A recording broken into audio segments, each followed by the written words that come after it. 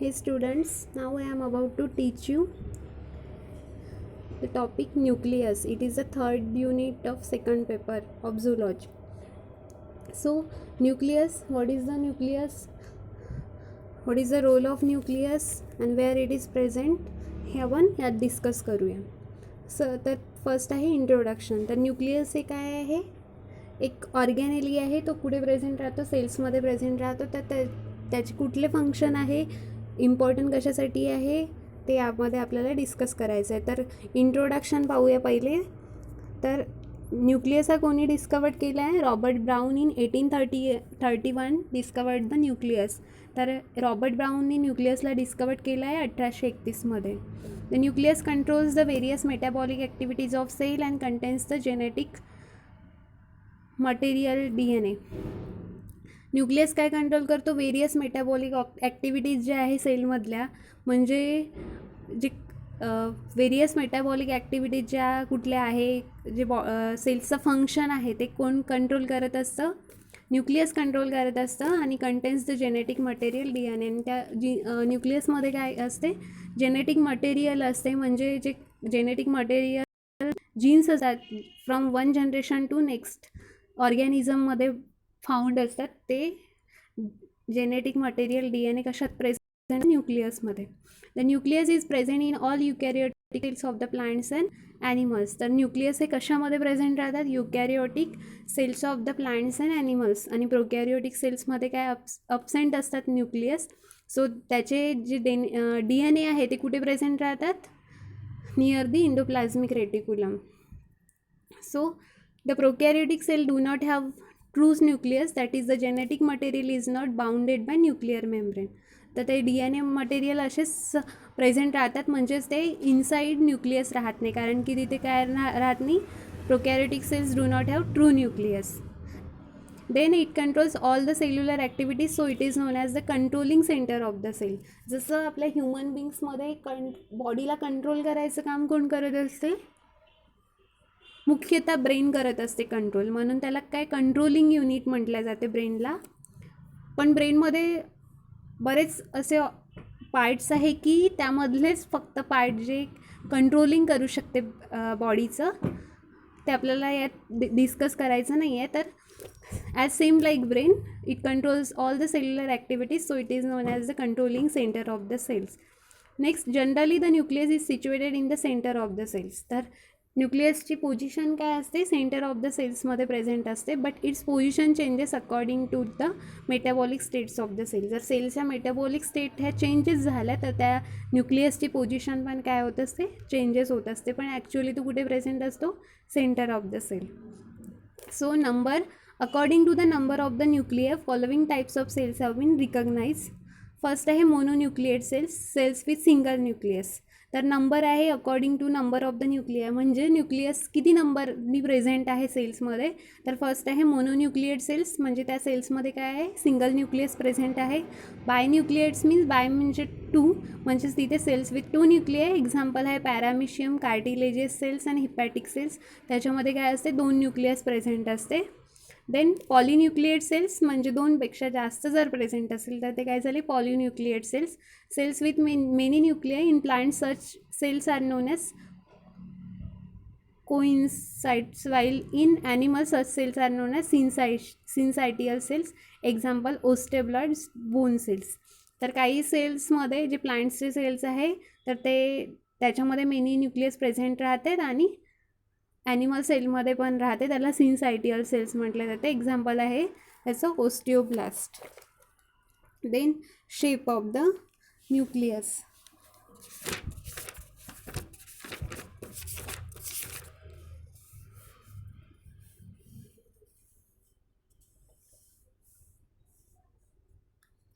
Coincides कशाला म्हटले जाते? कोइन्साइड्स जे असते ते प्लांट्समध्ये राहतात मेनी न्यूक्लियस, आणि सिन्सायटियल सेल्स कशाला म्हणतात? जे ॲनिमल्समध्ये राहतात. नंतर आहे shape. The shape is variable in the different cells. तर शेप हा कसा असतो? डिफरंट असतो न्यूक्लियसचा वेगवेगळ्या ऑर्गॅनिझममध्ये. The nucleus may be spherical, elliptical or discoidal. तर न्यूक्लियसचा शेप कसा असतो? स्पेरिकल असतो, इलिप्टिकल और डिस्कॉइडल असतो. Then leucocyte glandular cells of some insect and spermatozoa contain irregular shape nucleus. जे ल्युकोसाइट्स आहे WBC आहे, glandular cells of some insects and spermatozoa contain irregular shape nucleus.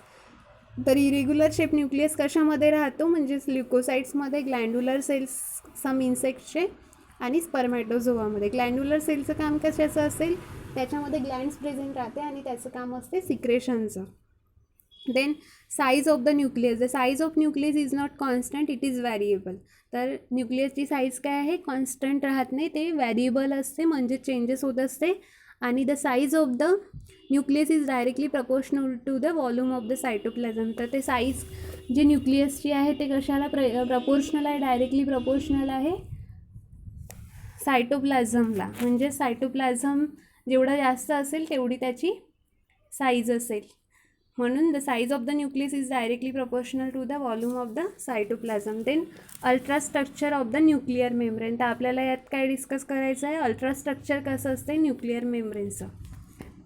या डायग्राममध्ये दाखवलेलं आहे टिपिकल न्यूक्लियस. तर त्याच्यात आहे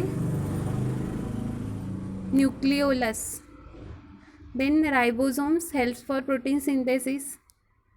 न्यूक्लिअर पोर आहे, न्यूक्लिओप्लाझम, इनर मेम्ब्रेन दिली आहे, आउटर मेम्ब्रेन, पेरिन्यूक्लिअर स्पेस, अशी दोन मेम्ब्रेनमधली स्पेस पेरिन्यूक्लिअर, क्रोमॅटिन नेटवर्क. तर आपल्याला इथे डिस्कस करायचं ultrastructure of nuclear membrane. Nucleus is surrounded by nuclear membrane or karyotheca. We separate the nucleoplasm from the cytoplasm. तर न्यूक्लियसला जे सराउंडेड केली जाते ती कुठली लेअर असते, न्यूक्लिअर मेम्ब्रेन असते, त्यालाच कॅरिओथिका म्हटले जाते.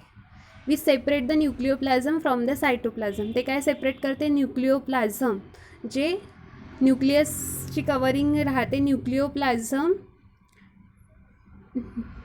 Separate the nucleoplasm from the cytoplasm. न्यूक्लिओप्लाझमला सेपरेट करते सायटोप्लाझमपासनं.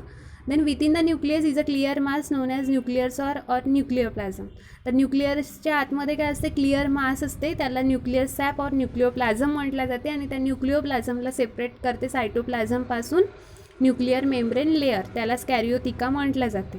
Which contain twisted chromatin fibre that is chromosome. त्या न्यूक्लिओप्लाझममध्ये काय राहते, ट्विस्टेड क्रोमॅटिन फायबर राहते, त्याला काय म्हटलं जाते, क्रोमोझोम राहते. त्याच्यात जेनेटिक मटेरियल राहते, जेनेटिक मटेरियल राहते, ते from one generation to next generation येत असते आपल्या बॉडीमध्ये, म्हणजेच प्लांट्स असो किंवा ह्युमन बींग्स, ॲनिमल्स असो.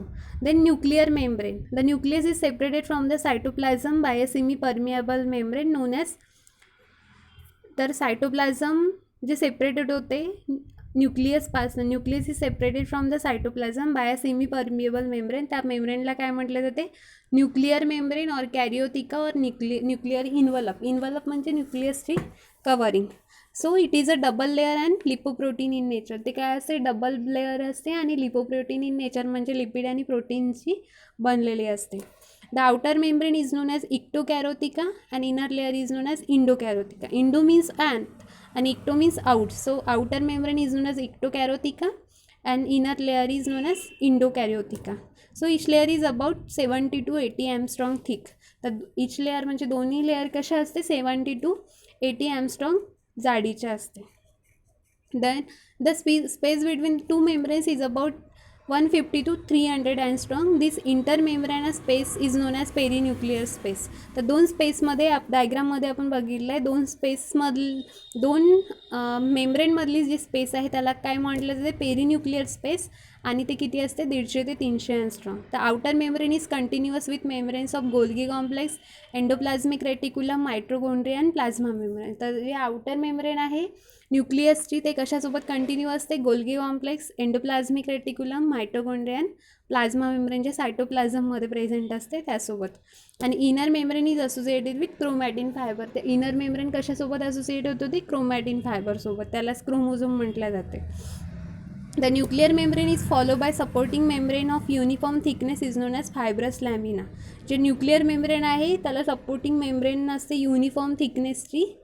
युनिफॉर्म थिकनेस म्हणजे एकाच जाडीची, त्याला काय म्हटलं जाते, फायब्रस लॅमिना. आणि किती असते ते 300 Armstrong थिक. तर न्यूक्लिअर मेम्ब्रेन विथ पोर्स इथे न्यूक्लिअर पोर दाखवलं आहे, nuclear envelope, inner nuclear membrane. तर न्यूक्लिअर पोर्स, तर न्यूक्लिअर पोर्सचं काम कशासाठी असते?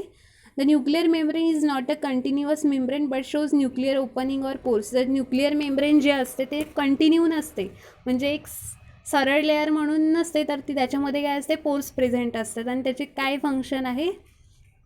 The nuclear membrane is not a continuous membrane but shows nuclear opening or pores. The nuclear membrane contains many pores. तर त्या न्यूक्लिअर मेम्ब्रेनवर काय असते, खूप सारे पोर्स असते. They are circular in shape. इच पोर is 200 to 400 Armstrong in diameter. तर ते सर्क्युलर इन शेपचे असते पोर, आणि त्याला काय म्हटलं जातं, ते 200, ते किती साईज असते त्याची, डायमीटर 200 ते 400 Armstrong एवढा डायमीटर असते.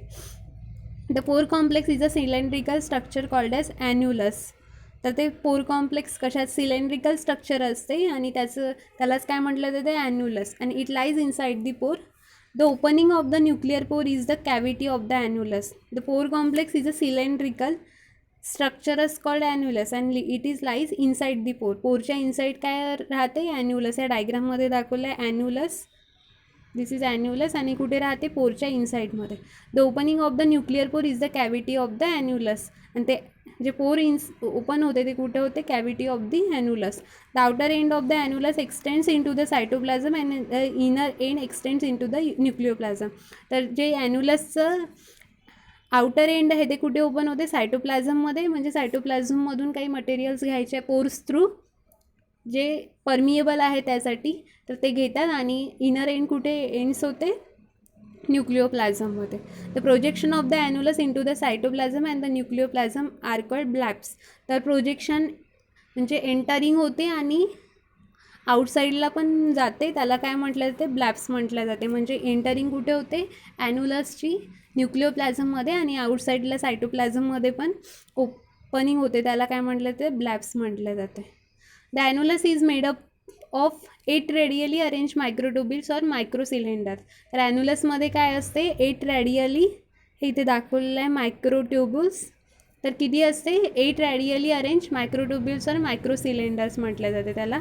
The pores can be open or close. तर ते पोर्स जे आहे ते ओपन पण होतात आणि क्लोज पण होतात. Exchange of materials occurs through the nuclear पोर. तर त्या पोरमधून काय होते असते, exchange of material takes place. The annulus regulate the exchange of micromolecules in relation to their size and chemicals nature.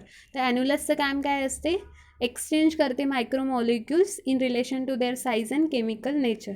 Next आहे न्यूक्लिअर सॅप और न्यूक्लिओप्लाझम. तर the space between the nucleolus and the nucleus membrane is filled with a transparent semi-solid granular and acidophilic substances is known as nuclear sap or nucleoplasm. तर inner two membrane काय, nucleoplasm present राहते, तर त्यालाच काय म्हटलं जाते, ते कसं राहते, nucleolus and the nuclear membrane is filled with a transparent semi-solid, म्हणजे मास लाईक म्हणू शकतो, त्याला न्यूक्लिअर सॅप और न्यूक्लिओप्लाझम म्हटले जाते. तर it contains nucleolus and chromatin fibre. तर या न्यूक्लिओप्लाझममध्ये काय असते, क्रोमॅटिन फायबर्स असते आणि न्यूक्लिओलस राहते. तर न्यूक्लिओप्लाझम कंटेन्स न्यूक्लिक ॲसिड राहते, म्हणजेच DNA राहते, deoxy acid and ribonucleic acid, DNA and RNA.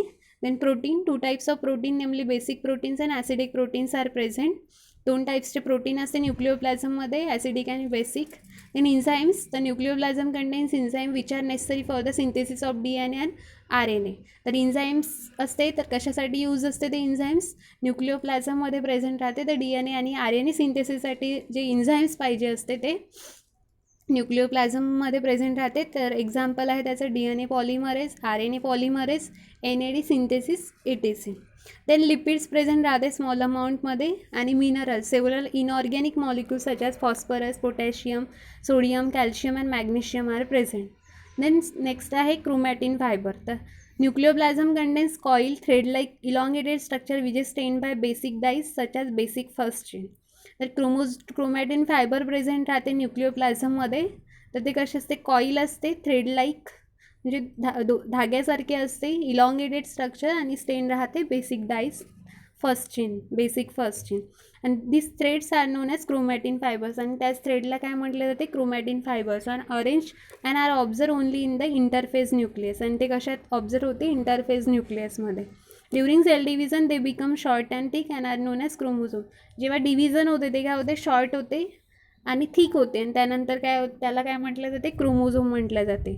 2 types of chromatin matters have been recognise, that is heterochromatin and यूक्रोमॅटिन.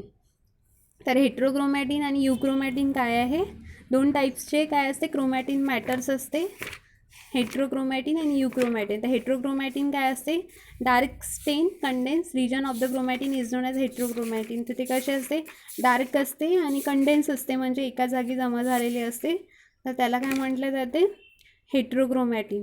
The condense portion of the nucleus is known as chromocentre or karyosoma. तर जे condense portion आहे त्याला काय म्हटलं जाते, कॅरिओझोमा or chromocentres. आणि the heterochromatin occurs around the nucleolus and at the periphery. तर heterochromatin कुठे ऑकर्स प्रेझेंट राहते, न्यूक्लिओलसमध्ये किंवा पेरिफेरीमध्ये. आणि it content small amount of DNA and large amount of RNA. तर त्या हेट्रोक्रोमॅटिनमध्ये काय असते, स्मॉल अमाऊंट ऑफ DNA असते आणि लार्ज अमाऊंट ऑफ RNA, आणि it is suppose to be metabolically and genetically inert. तर ते काय असते, मेटाबॉलिकली अँड जेनेटिकली इनर्ट. आणि नंतर काय सेकंड, यूक्रोमॅटिन.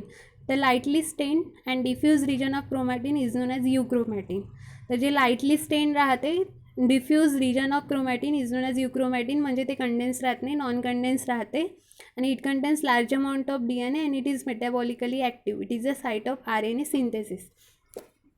तर ते काय असते, मेटाबॉलिकली ॲक्टिव्ह असते आणि ते साईट असते RNA सिंथेसिसची. आणि हेट्रोक्रोमॅटिन कशाची साईट असते, large. It is supposed to be metabolically and genetically inert. So this is the ultrastructure of nuclear membrane.